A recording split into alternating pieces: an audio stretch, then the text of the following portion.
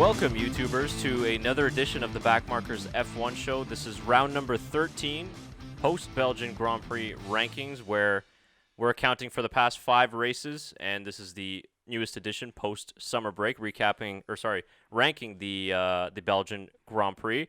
So we're going to get right into our list because it is apparently 2 hours past Tyler's bedtime, so we got to rifle through Just to rankings. clarify, this is completely different for a mid-season power ranking. So we did have our what races before the summer break? Hungarian Grand Prix. Thank you. Jeez. That Again, one. way past my bedtime. So Hungarian Grand Prix. Then we had a list for that. This is a continuation of that list. Our summer break list was for the first half of the season.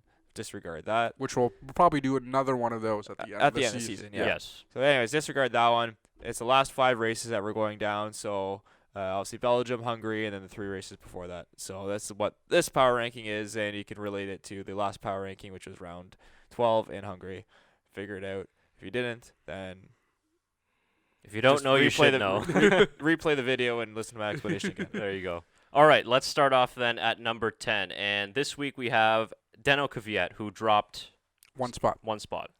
Yeah, poor Danny Kvyat. Still had a fantastic race. He did have a good race. He did have a really good race. I think it's just one of those scenes where he's been consistent throughout the season, deserves to be in the top 10, but just got outperformed by the drivers ahead of him in terms of his recent races, but has been consistent and is a stalemate in our top 10. He's one. In the past 5 races, he still holds the podium from Germany. So Correct. Exactly. He's still up there. That adds a lot of credibility. He has a podium. And through no fault of his own, it's just the other drivers that we ranked ahead of him just were as good, if not better. Yeah. So Kvyat has still been on fire this year. So, for sure. He dropped 1 spot to number 10, which means that at number 9 we have a new entry, / a new driver for a team, Alex Albon, which is Daniel Kvyat's old teammate. I think this one was kind of a hard call for us because, he had a fantastic drive and a brand new car, and I think that's one of the main reasons we put him as a new entry into the power rankings. Went from 17th to 5th. We had him 17. We didn't do. Did we? What? 17th? Was there 17th last week? No, like from 17th from the grid. Oh my god! It is really past your bedtime. Again, way past my bedtime. Yes, he did start pretty much dead last. And the last 5 races while he was at Toro Rosso was really good for him. Yes. Obviously Yes, the P6 for sure. in Germany, but his moves he put on Ricciardo at Spa and on Perez, the last-minute overtakes to get to P5 was impressive. And also, reason why we put him ahead of Kvyat is because he was the one that got promoted. So we take that into account as well. Yeah, so. Daniel Kvyat also deserved to be promoted, but we can see why Alex Albon was chosen over him. Right. We did go that in our last video, how we thought Kvyat should be there, but we will give Albon the chance, and so far he's doing really doing well. a good job. So Yep, that's why he's P9. And at number 8, we put Mr. Salmon Man, the guy who had no power in Spa. but I can't figure out again if it's Salmon is his car or if it's him. I think it's his car. Anyways, Lando Norris. Does he look like a salmon? No, he doesn't. He's a very attractive man. Man, salmons are pretty attractive. That's okay? true. That's true. But yeah, Lando Norris stays in 8th position. I think he does stay in 8th position, but I think that you can't fault him for the unfortunate engine blow up or whatever it was, failure that caused him to DNF out of Spa, because he did have a fantastic race really up to the last lap where he had to bow out. So would have finished 5th, nothing out of his doing, and I think stays at 8th. Moving on to P7, we have, not bad for a number 2 driver, Mr. Sebastian Vettel, who I probably think dropped 3 places. Dropped the most, from I think, 4th to 7th in our rankings from the Hungarian Grand Prix. Vettel. P7, Sebastian. P7, good work. P7. Also known as Rubens Barrichello, Kimi Räikkönen. Oh. The reason why we put him P7 was because I think the Belgian Grand Prix was quite disappointing for him. Yep. Qualified 2nd, but was 7/10 behind his teammate. And then on top of that, finished the race in 4th in what should have been a Ferrari 1-2. So I think that Vettel's lack of pace in that Ferrari was one of the main reasons why we put him a lot lower in our rankings for this week. And yes, he did a good job holding up Lewis Hamilton, which gave Leclerc the win, but ultimately he just did not do enough to keep himself in the top 5 in our rankings. Moving on to 6th place then, we got. We have the Iceman, Kimi Räikkönen, who, again, Up one spot. up one spot, and I think people are going to be like, why? He, had an okay race in Spa, but his qualifying effort was fantastic at Spa, and that plays a lot into it.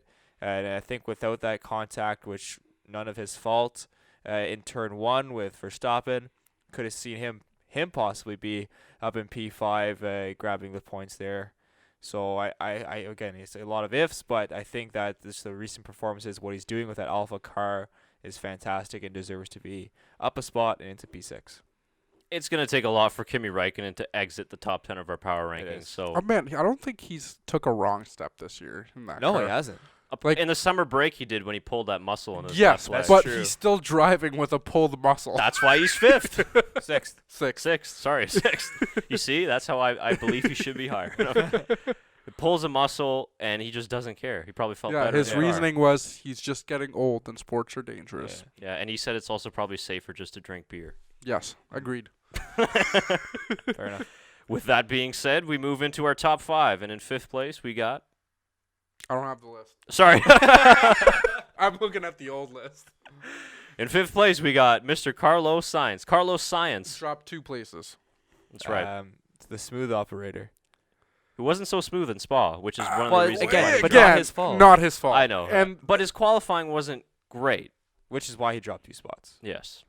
And yeah, again, he's also had some very consistent race every single. I think this is the first time since the beginning of the year that he's had a DNF. Yeah, I think first time in 7 or 8 races. Yeah, so he's had a good run of form, and he's still up there as one of the better drivers. And I'm sure if we saw him drive most of Spa, I think he would have kept his position, to be honest. But yeah, he's incredible drive in all his other races. So yeah. Good. That was a good explanation. Good. Yeah. job. You did it. Good for me. Which means that with Sainz being bumped down, we had at number 4, Mr. Valtteri Bottas moves up then. Moves up 1 spot. Quietly, but had a good race at Spa. Celebrated his 30th birthday over the weekend, I believe. Did he? Happy belated birthday, Wow, Valtteri. 30. Yeah, It's huge. 30th. Yeah, and same with Carlos Sainz. The day of the race, he was turning 25. So. Wow. You know all the birthdays.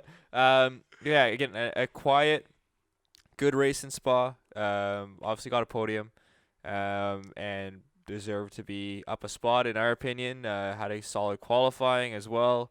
Yeah, I mean, I think it's just he was quiet, but he was good. So I mean, it's if you don't valid. say if you're quiet, I mean, no news is good news, right? Yeah. So He's kind of like the quiet unsung hero of F1 this year. The last 2 years. He does put in so much effort, but he just never gets the recognition, in my opinion. yeah, that's fair enough. And I also think that at a race weekend where Ferrari was so ominous with the straight line Yeah. speed, he got the second half of that 2-3 for Mercedes. So Yeah. a big haul again of constructors' points for Mercedes. Not like they need him, but to get another podium at a track which suited Ferrari a little bit more, I think is a good result for Valtteri, which is why he's ahead, and the likes of Sebastian Vettel have dropped a couple of places. Mm-hmm.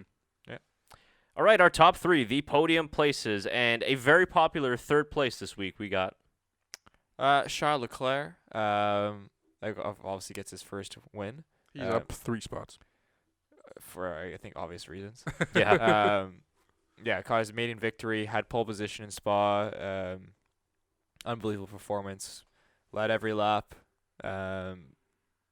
flawless, and obviously that's going to help raise your ranking. Of course, he's not number 1 because he did have that crash in Germany, if we all remember, when he probably could have won that race as well, but didn't. So And didn't have the greatest Hungarian Grand Prix either, yeah. but again, got a race win, had a pole position, and Led all weekend. And Yeah. Got qualifying too, so. Yeah, thrashed his teammate in qualifying. And also, you said the last 5 races had that crash, but also had that pole position in Yep. Austria. So Yes, Austria's for still sure. counting Yes, in for there. sure. So That's true. we look at last 5 races, 2 poles, 1 race win. And So- also a very good race at the British Grand Prix as well. Tremendous racing yeah. in the British Grand Prix, absolutely. And I think that obviously with the circumstances he dealt with in that weekend, the mental toughness and fortitude that he showed to deliver that final result of getting his first win, and Ferrari's first win of the season, was pretty spectacular. So Leclerc moves into our top 3 for the first time this season. And we had a little bit of movement at the top, and I think that you guys will be able to figure out who our new number 1 is, but we'll reveal the number 2 spot this week. Yeah, number 2 is Max Verstappen, to I'm sure a lot of our fans' chagrin. But, Sorry, Holland. Sorry, Netherlands. I mean, he crashed. He crashed into a spot where he shouldn't have been. Shouldn't have stuck his nose there and ruined his race. And for that, he gets demoted. And I think it's only one spot. It's not a crazy, but I think that's a fair demotion. Fair demotion, and like you said, he had the one big crash spot, but his last 4 or 5 races have been exceptional. Exactly. He's led in qualifying. He's been up there in pole position almost every single time. Won one of those races, 2 of those races, 2 Austria Grand Prix and Germany. So yeah, he's had an incredible race, and it's kind of hard to put him lower than the top 3 because he's been one of those drivers this season that's just performed every single race. You have last 5 races, our number 1 driver has won 2 of them. Our number 2 driver has won 2 of them. And our third driver has won 1 of them. So there you go. It's true. Fair point. Sorry, go ahead. No, I was going to say, which, I mean, obviously does not mean Romain Grosjean is number 1, which unfortunately he is not. One day he will be. You're going to have to wait a long time for One that day to he's happen. going to be, and I'm going to celebrate so hard. Which obviously puts number 1 Lewis Hamilton, who sparked a lot of debate for our mid-season rankings, but he's at the top now for our rankings post-Belgian Grand Prix because, again, steady Lewis Hamilton delivering that result again. Had it not been for Vettel, had there been 1 or 2 more laps, most likely would have won this race.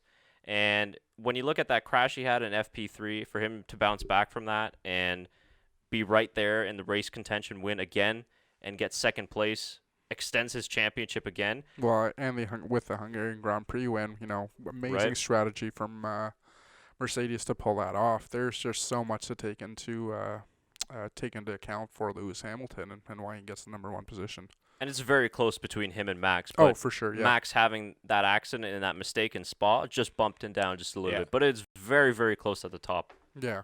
Agreed. And again, Lewis Hamilton, I think his one big mess up has been at Germany. Yeah. And, he still managed to keep in the race. I don't think he didn't get points to finish that race, but, he still managed to do really well. So he got points because did he get points? Yeah, okay. But that's all up in the air with the Alfa Romeo appeal. So but by the time that happens, the 5 races, it won't matter. Yeah, it won't matter anymore. Yeah. So that does it for this week's edition of the BackMarkers F1 show. Also, big shout out for this one, Pierre Gasly. We never put him in the top 10. We never started it, but he did have a really good race. Honorary mention. Isn't it funny he might make an entry in a Toro Rosso? Yeah, it's true. Never know. Poor Pierre. But those are our rankings post-Belgian Grand Prix for round 13 of the F1 World Championship. Let us know whether you agree with our rankings. We can already tell most of you probably don't. As long as you keep it reasonable, we'll try and get back to everybody and engage in that. And we'll have our our third edition of the Power Rankings coming out post-Italian Grand Prix, which is next week.